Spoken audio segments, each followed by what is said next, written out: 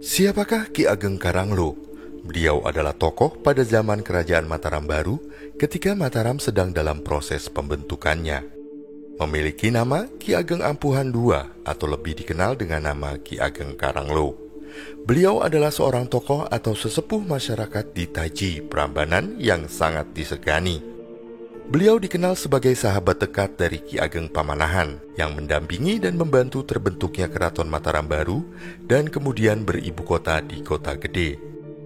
Dikisahkan, Ki Ageng Karanglo tinggal di Kampung Taji yang berlokasi di timur Prambanan. Pada suatu hari, beliau kedatangan tamu yang singgah di rumahnya. Tamu tersebut adalah Ki Ageng Pamanahan beserta keluarganya yang sedang melakukan perjalanan menuju Alas Mentaok, yang merupakan sebuah tempat yang dihadiahkan Sultan Pajang kepada Ki Ageng Pamanahan. Ki Ageng Karanglo menjamu keluarga Ki Ageng Pamanahan dengan sangat baik dan menyajikan hidangan yang sangat memuaskan. Setelah dirasa cukup, Ki Ageng Pamanahan pun berpamitan untuk meneruskan perjalanan ke Alas Mentaok. Pada saat itu, Ki Ageng Karanglo berniat untuk ikut serta bersama keluarga Ki Ageng Pamanahan ke Alas Mentaok. Ki Ageng Pamanahan pun menerimanya dengan senang hati. Ternyata jarak Alas Mentaok masih jauh.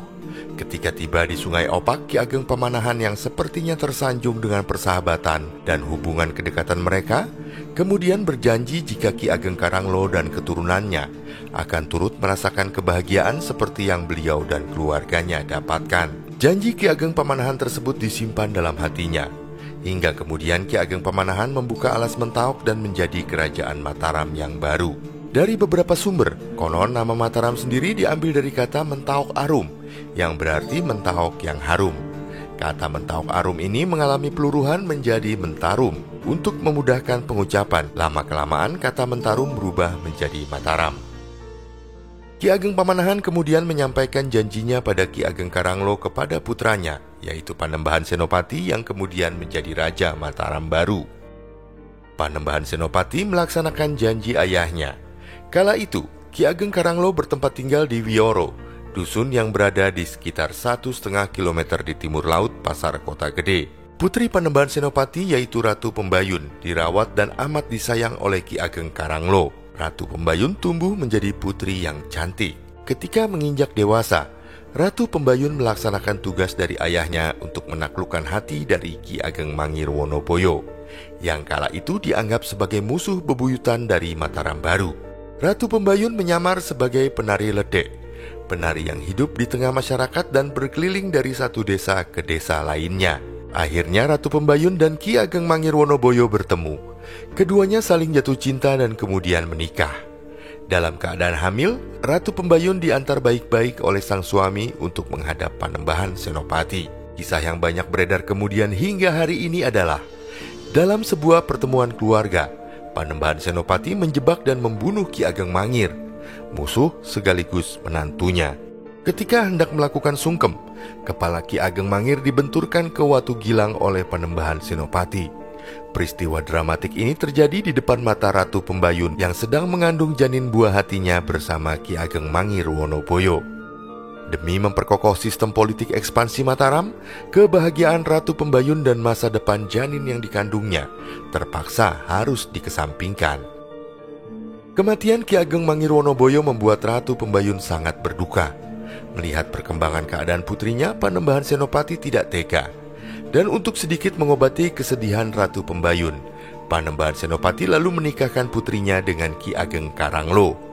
Hal ini dijalankan untuk memenuhi janji ayahnya Ki Ageng Pamanahan untuk selalu membawa Ki Ageng Karanglo dalam setiap kebahagiaan mereka. Setelahnya Ratu Pembayun dan Ki Ageng Karanglo hidup bersama hingga meninggal dunia. Mereka kemudian dimakamkan di Dusun Karangturi.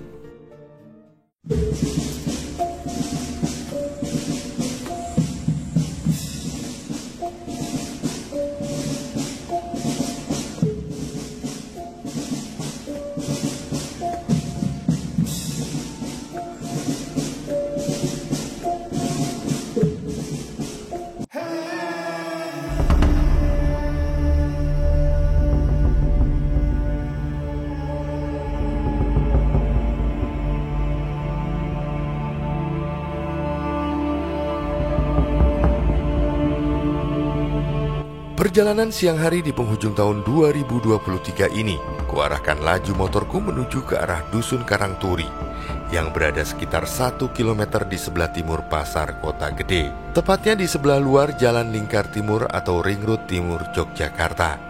Secara administratif, Karangturi masuk ke dalam wilayah Kecamatan Banguntapan, Bantul.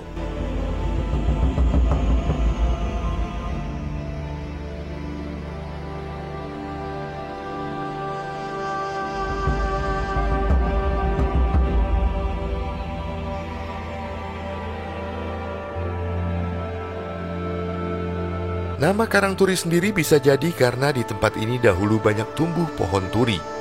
Dusun Karangturi tampaknya sudah ada sejak zaman Mataram dipimpin oleh Panembahan Senopati.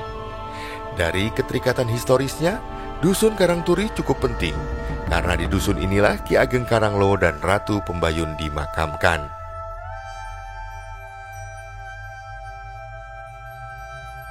Dan belakangan makam Ki Ageng Karanglo ini kembali ramai dibicarakan karena ada pihak-pihak yang mengklaim atau mengaku-ngaku bahwa Ki Ageng Karanglo adalah bagian dari imigran Timur Tengah. Aku pun berlepas dari segala polemik tersebut.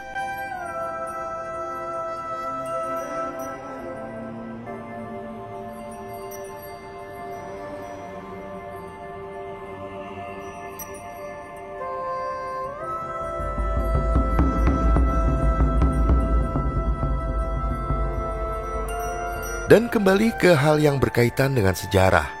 Memang bagi para pemuda yang ingin mengetahui sejarah secara sebenar-benarnya akan menghadapi sebuah tirai seperti gunung yang terjal. Mengapa demikian? Sebab sebagian besar sumber yang beredar adalah kisah tutur. Jikapun ada sumber yang tertulis, itu berasal dari sejarawan asing yang kemudian sering diindikasikan memiliki motif untuk memperkeruh sejarah yang sebenarnya. Pertanyaan lalu muncul, jika sejarawan asing dikesampingkan, lalu apakah pihak-pihak yang terkait dengan kesejarahan sudah melakukan sesuatu untuk meluruskannya? Pun dengan pihak-pihak yang antipati dengan sumber kesejarahan asing dan sering mengatakan jika fakta yang mereka sampaikan penuh dengan kebohongan.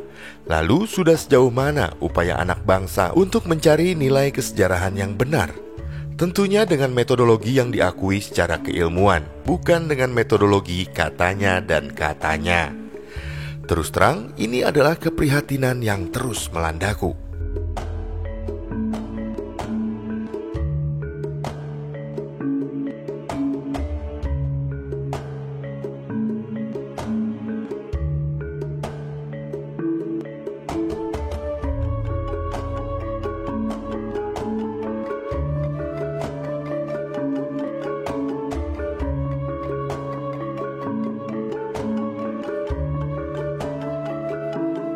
Dan baiklah, siang hari ini aku pun tiba di Pasarean Ki Ageng Karanglo.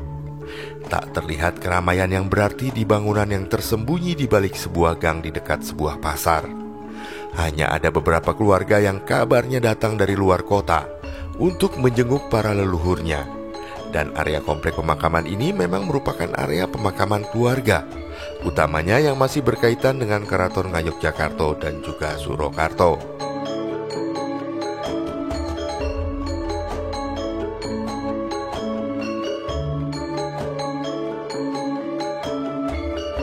Memasuki area komplek makam, ternyata area komplek ini terbilang cukup luas.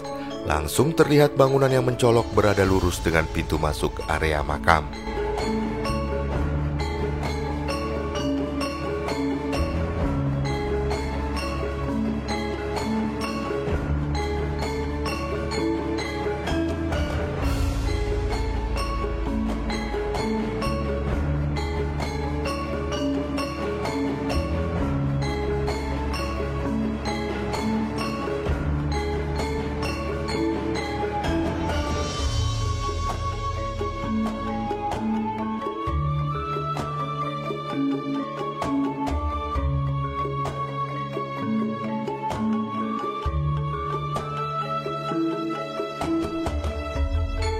Di bangunan inilah Ki Ageng Karanglo beristirahat.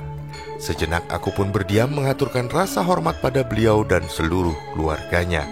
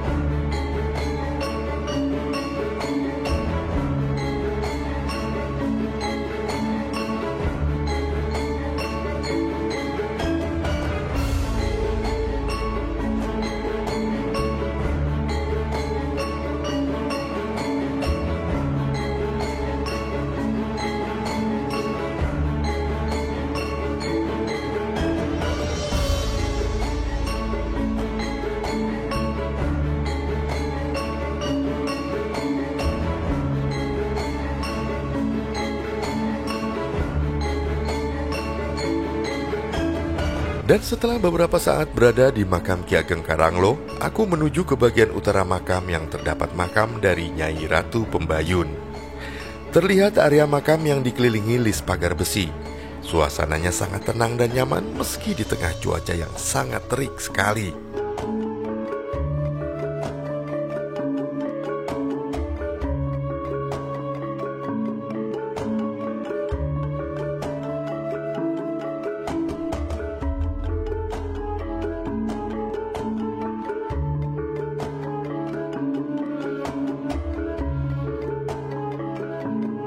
Nampak dua makam di dalam lis pagar tersebut. Salah satunya kabarnya adalah emban kinasih dari Nyai Ratu Pembayun. Sejenak aku pun mengaturkan rasa hormat pada ibu Nyai Ratu Pembayun. Dan entah mengapa seperti ada perasaan bertemu dengan ibu kandungku sendiri yang menyeruak kala itu.